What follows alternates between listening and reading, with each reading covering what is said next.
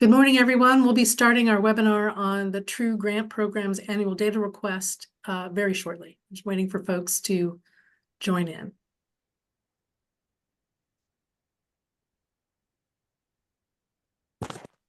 All right, looks like we're starting to see attendees. We're up to 32 now.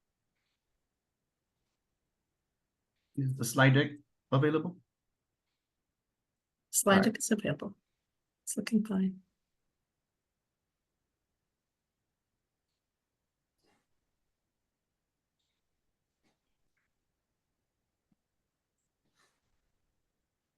Get another minute or so.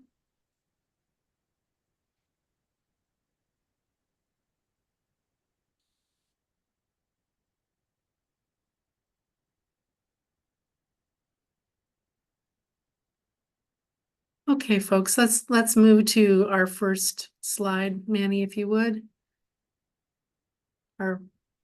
Welcome, everyone, to our True Grant Program Annual Data Request Informational Webinar. Today is July 9th, Tuesday, July 9th. I want to say thank you to all of you for taking some time to walk through this annual data request with us.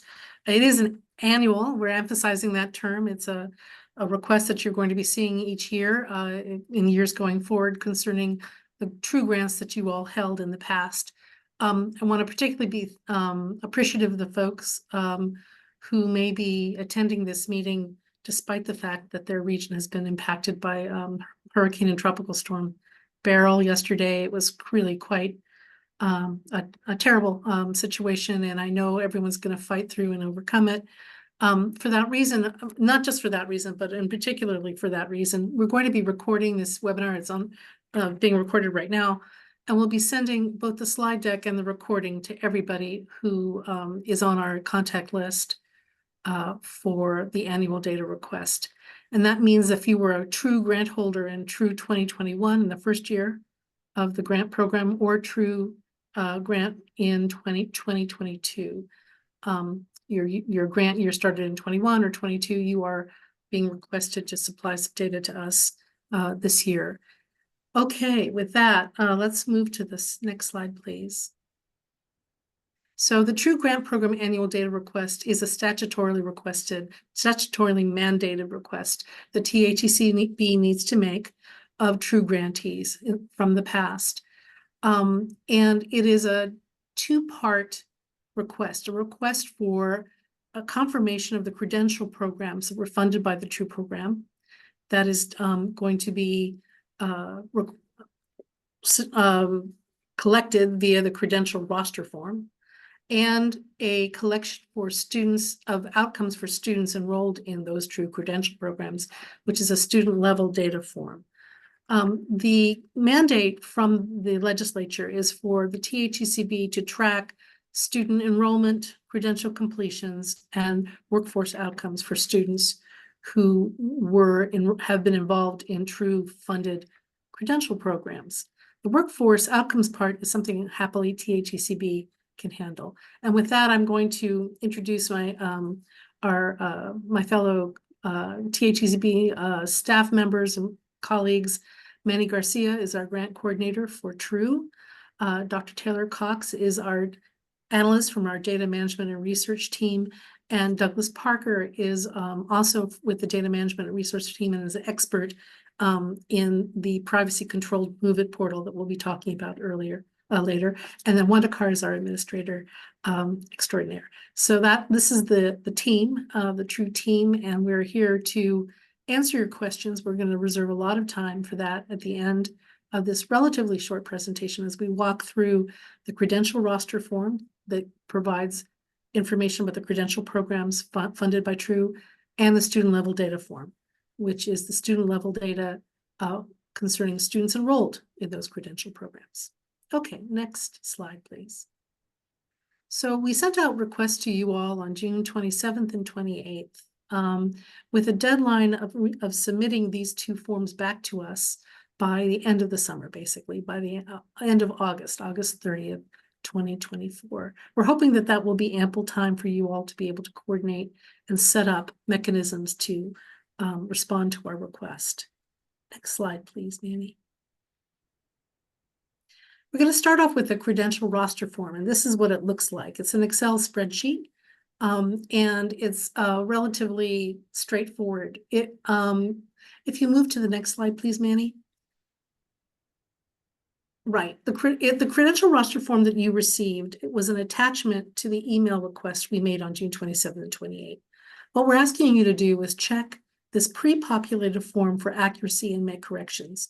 So the credential programs that you indicated on your final report to us back in 2022, if you were a 21 grantee, back in 2023, if you were a 22 grantee, the pre-populated forms have information that you provided for us then. And so we'd like you to check those for accuracy and make corrections if there are corrections, for example, to a credential program name. We want you to fill in any blank columns. If you're a true 22 grantee, most of the columns are filled because you provided that information in your final report to us. If you're a true 21 grantee, that was the very first year of the program, we have your program name and your zip code, but we don't have much more information. So we would like you to fill out the additional questions on that roster. And then we want you to upload the credential roster form, which to the True Grant Program Hub. And the reason why we're asking for this is so that we can verify your portfolio of true funded credential programs. So we can use this in the future, and you hopefully will not have to do this again unless you have a change in the name, perhaps, or the coding of the credential program funded by True. Next slide, please, Manny, and take it away, if you would. No, thank you, Dr. Rennes. So yeah, as before, and much how you've been doing recently with submitting reports, we're still going to use the Smartsheet portal for this process. Again, this email was sent out on the 28th. The attachment was sent out with unique information pertaining to each individual school for the 2021-2022 cohort group.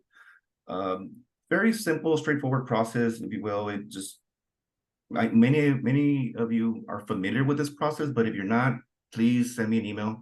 I'll go ahead and make time to walk through this process with you. It only takes a few minutes to come in and just upload your document. What you want to do first is you want to select from the drop-down box, either if you were a 2021 grant recipient or a 2022 grant recipient. You'll select either or. Now, mind you that if you received 2 grants, then you will submit 2 separate report forms. Okay, so you can only do this in one sitting, so you can't, unfortunately, you can't save and come back to this later on. So once you select this cohort group, you'll go ahead and enter your institution name, whether you're a consortium or a single grant. Submit the individual who's submitting the data should enter their information here. Title of the individual, phone number, email.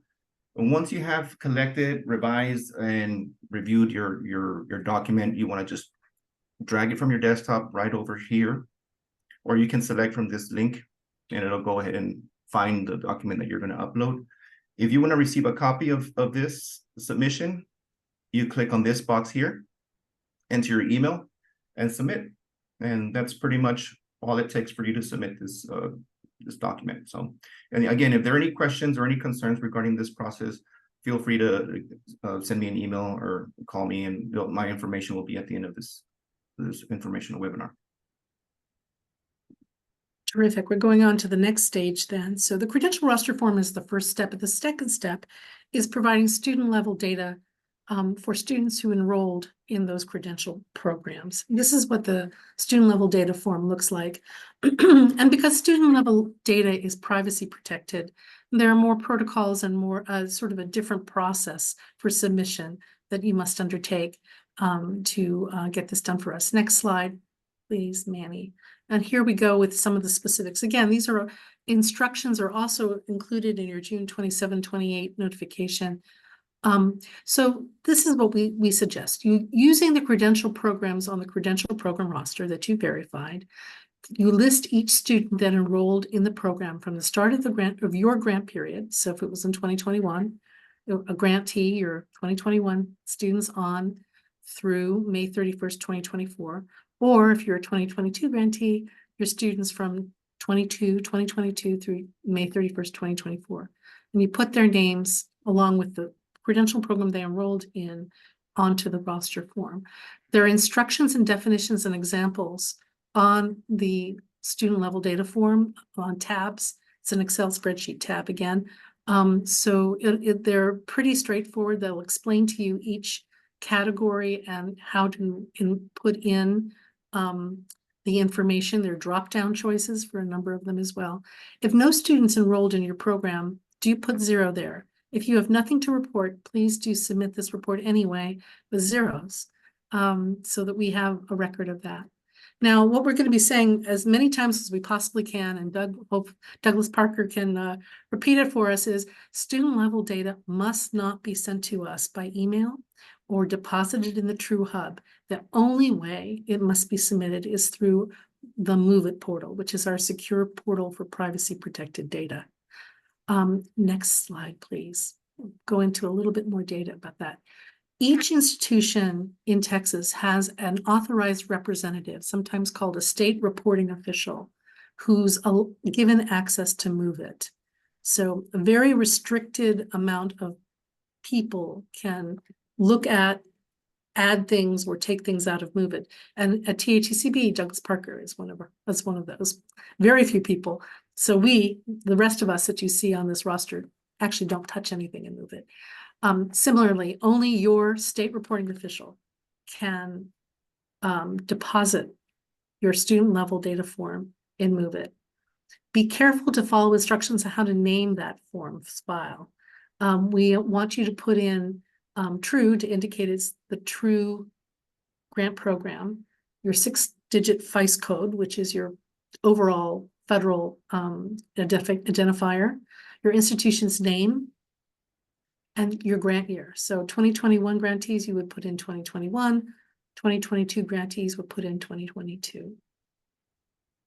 If you're a consortium member, in other words, you're not the main grantee holder, but you're a consortium member, and you're going to put in student level data, you would put in, oh, please move it back, Manny, to the other one. You would put in your FICE code of your main grant holder, and then your institution's name. So say you are Dallas College, and the Dallas College Consortium is your main grantee holder, you would put Dallas's 6-digit FICE and then your college's name, say Trinity Valley or Ranger College, and then your grant year.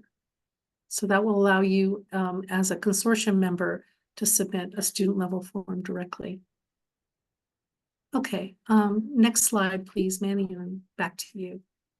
Okay, well, just a friendly reminder on that last email that we sent out on the 28th, the name and the state reporting official was provided to you. Now, if that person has changed, go ahead again and reach out to me, and I'll go ahead and try and provide a more accurate contact person. Many times we assume that you are the person who is submitting via the Move It portal, but that might not necessarily be the case. In many instances, it's a different individual from a different department. But if you don't have the contact information, please let me know, and I will try and get that to you. So the student level data form went out, and it is our policy to encrypt messages that have the word or the phrase SSN on it. It's just a security feature that is embedded in our email practice. So please, again, try and open those forms, and if you did not receive it, please let me know, and I'll find a way to meet with you on an individual basis and try and provide that form to you. Again, as a reminder, yes, those forms should not be submitted via the Move It portal or returned back to me by email. They should be submitted. They should not be submitted via Smartsheet. Again, just a friendly reminder about that. But again, only designated officials, state reporting officials should be providing that information through the Move It portal. And again, if you don't know who that person is, please let me know. Multiple grants, multiple grantees. Yes, and like I mentioned earlier, there might be a possibility that your school was awarded in 2 different cohort years. So if you were, and within those 2 cohort years, you might actually have a grant, a single grant and a consortium grant. That might be the case. If that's the case, then you would be reporting 4 times, because if you have a true 2021 single grant and a consortium grant, and for 2022 you have a single grant and consortium grant, so that'd be for submissions that you would be required to undertake. So just a friendly reminder about that. And again, the credential roster form and student level data form are two separate forms. The one is requesting a particular set of questions and the other is a little different. So if there's any confusion, please let us know. Consortium members should determine if they are able to send in a single student level data form.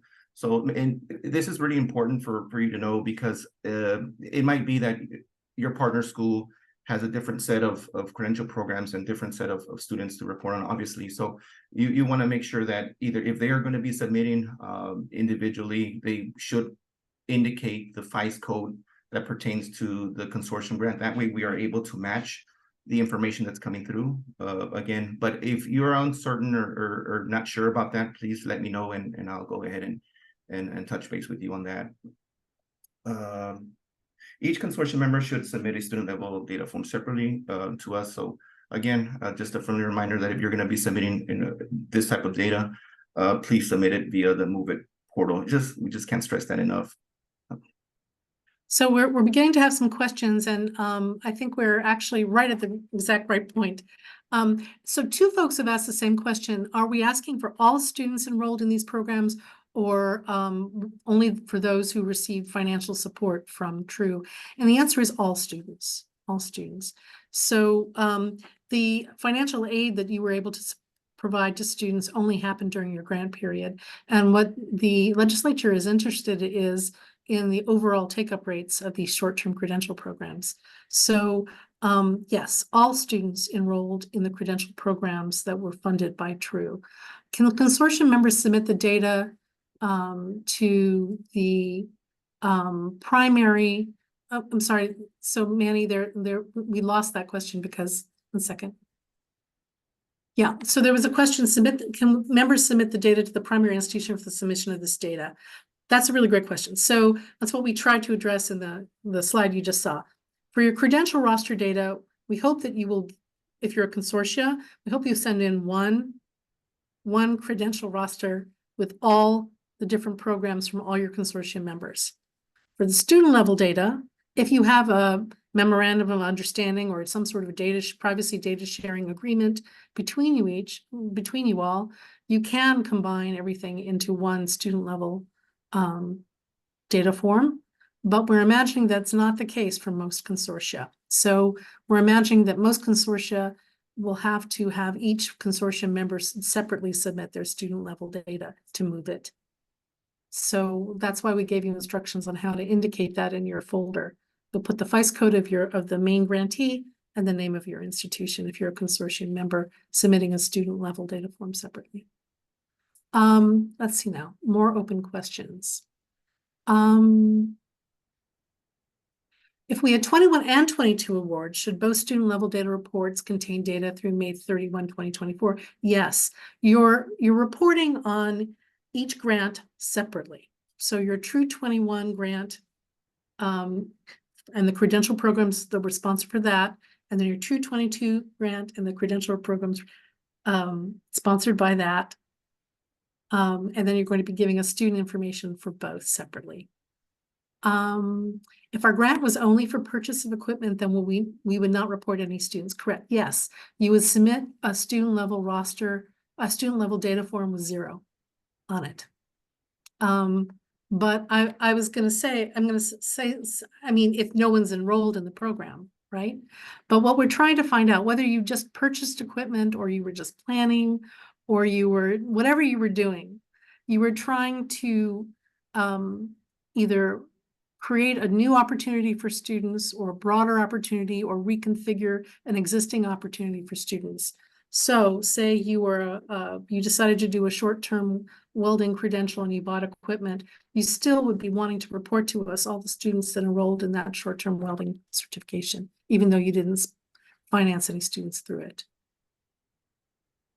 Should the student data submitted include student data for the life of the program or only for students who participated during the grant period?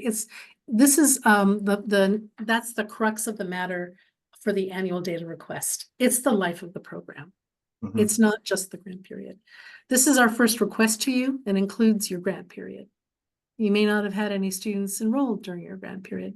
So we're asking from the start of your grant through this past May, how many students have enrolled in the credential programs that you worked on through your True Grant? So it is the life of the grant. And in the future, so next June, we'll be asking you how many students have enrolled and who are those students who enrolled in your True Grant program, credential programs from June 1st, 2024 through May 31st, 2025, and so on for the next couple of years. How many years will we be asked for this data? Another really good question, and it's one that we want to ask the legislature too. We in rule and in the statutory intent, there was no specification about when this obligation to collect data would end. We're thinking that it's reasonable to say 5 to 10 years, and we'll be looking at that after following the next session, the next legislative session, which will start next February, March.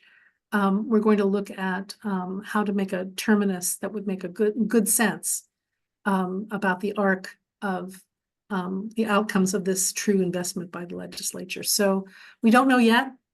We're going to be working on that, but we're going to try to be reasonable about that. It shouldn't be every year forever and ever. That doesn't make sense. But it will be probably nominally at least 5 years after your grant.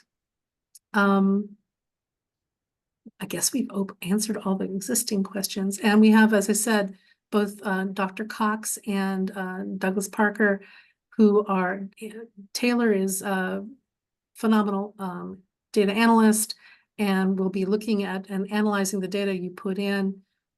She's someone who, in fact, if you have any coding issues, she's ideal for that kind of question.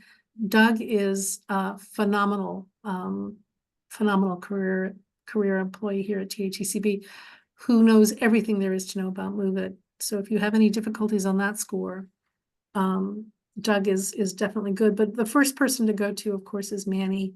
And you can reach all of us through our True web portal, our True mailbox, which we'll give you in a minute. Manny, if we don't have, we have one more question. No one's good.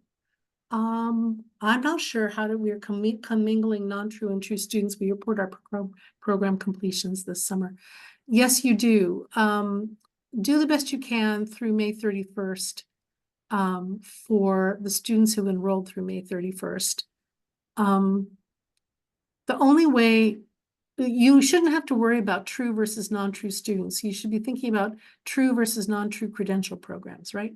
So if you have a 9-month welding certification program and a 6-month welding certification program, true is only for credential programs of 6 months or less. So you'd be reporting on students for the 6-month program and not the 9-month program. So that would be the way to sort of disentangle, I think, that question. We paid the instructor and bought materials to train students who enrolled in the program. We did not collect Social Security numbers since we were not providing financial assistance. How do we handle that? You know, I'm gonna ask Taylor to talk about that because there are other ways of having student identification that might be available. Taylor, what would you advise our colleagues on that one? Well, I know we have other student identifiers that can be used, the student identifiers that we use for the CBMs, but if you didn't collect that information, I'm not really sure how to report at the student level. Did you collect any information on the students enrolled at all, or? We know that going forward, because of the change in the way community colleges are funded, that there'll be a lot of tracking of students. But back in 21, 22, We have a college ID. that was a new thing. Let's okay, see. like, is this the same that you College ID. use for the CBM reports?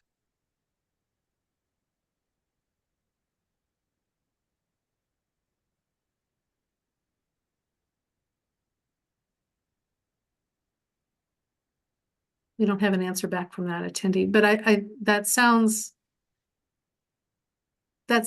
seems to be, Taylor, that we've actually collected that before. Yeah, if it's a student level identifier, that should work. It would be ideal to have social security numbers, but if that's not possible, then just whatever unique identifier you can use will help. Okay, do we have any other questions?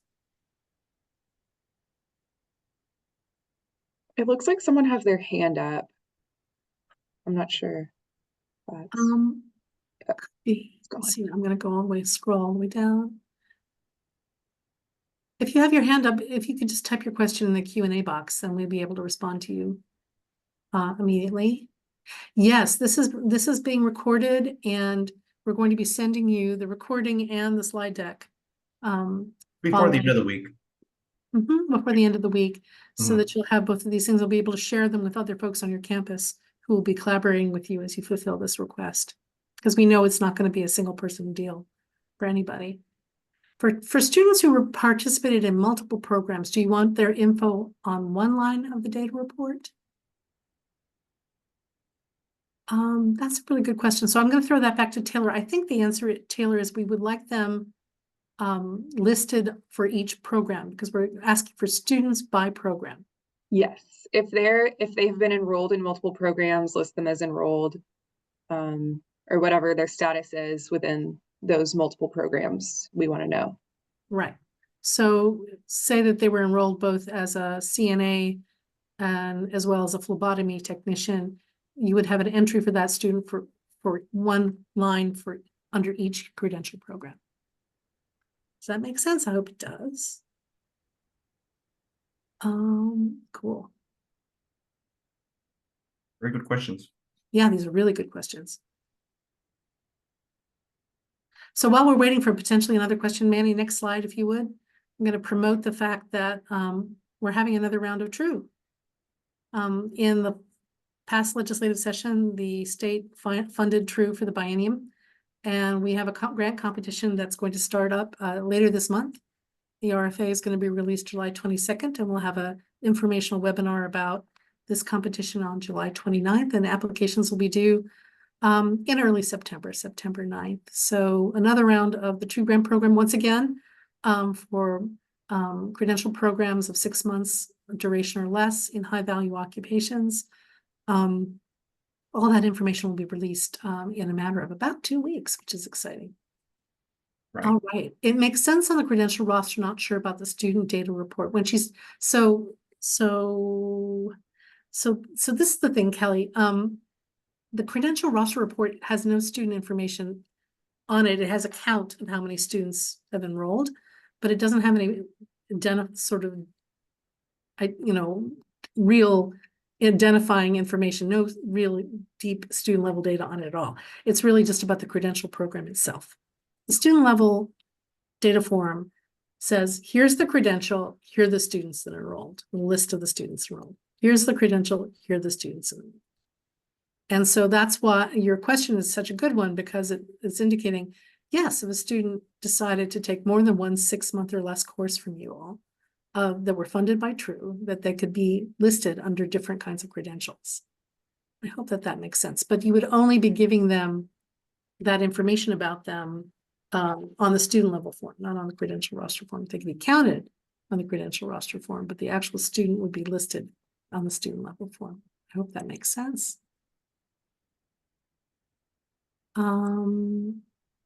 Yeah, I think that's everything we have there. All right, yes, so TRUE, the next round of TRUE is up ahead within our sites. Next slide, please, Manny. This is, these are our contacts. And we have, as I said, a TRUE mailbox. This is the first stop for questions, true@highered.texas.gov. One more question, just to be clear, we're only confirming the pre-populated credentials and or adding any missing credentials during the original grant period. No new credentials at the grant edit. Yes, perfect, absolutely right. Well done, very good. Yes, we're interested in what TRUE funded in terms of credential programs. Right. And then we're interested in what how much student take up you've had in terms of enrollment and completions as these programs were made available to students. And then we, the agency itself, will be working on the workforce outcomes piece matching students to workforce outcomes because we hold workforce data. We're not going to ask you to go that route. And then we'll have satisfied the 3 requests of the legislature, which is about enrollments, completions, and workforce outcomes. If you have any additional questions or your colleagues at your institutions have issues, we do hope that you'll feel very free to contact us. We have another question. Okay, one second. We had 96 students enrolled in and completing our credential fund funded by TRU. Do we need to submit data for the 96 students only? Or for all students who have been enrolled even after the grant period? Yeah, it's all, you want to give us the 96 students who enrolled during the grant period and all students since the grant period through May 31st, 2024, who've enrolled in those programs. So you're giving us a roster of all the students who enrolled to date in those TRU funded grant credential programs. And you don't have to give a lot of information about them, mostly because they'll be in our system most of the time. Back in the early days of TRU, when you all were doing non-credit programs and you weren't collecting the same information for non-credit students as you were for those in credit-bearing programs, there's less information about them. So we ask a little bit more demographic data.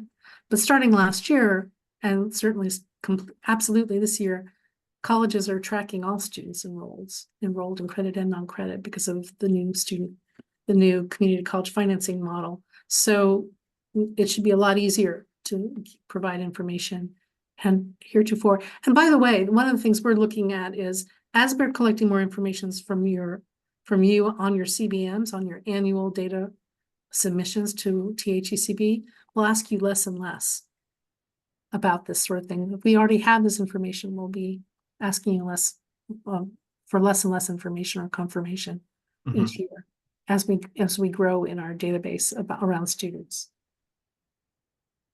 I think we answered that final question. Again, a very, very good question. We're looking at the record from the start of the grant period to May 31st of this year, student enrollments and the students who've enrolled in those programs and if they've completed or not. That's what we're looking at. Okay, let me give another minute.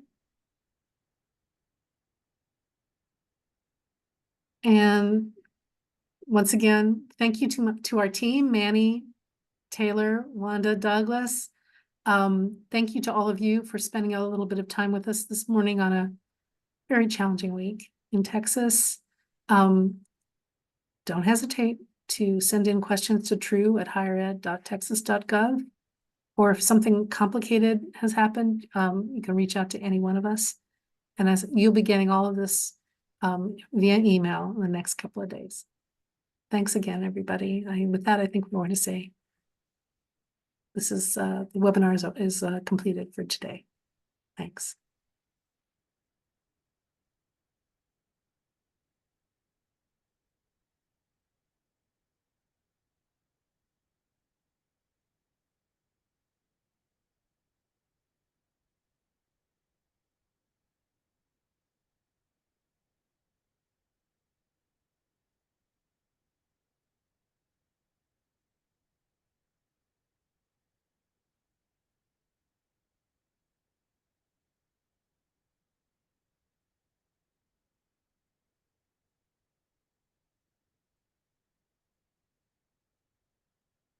Manny, do you want to stop recording?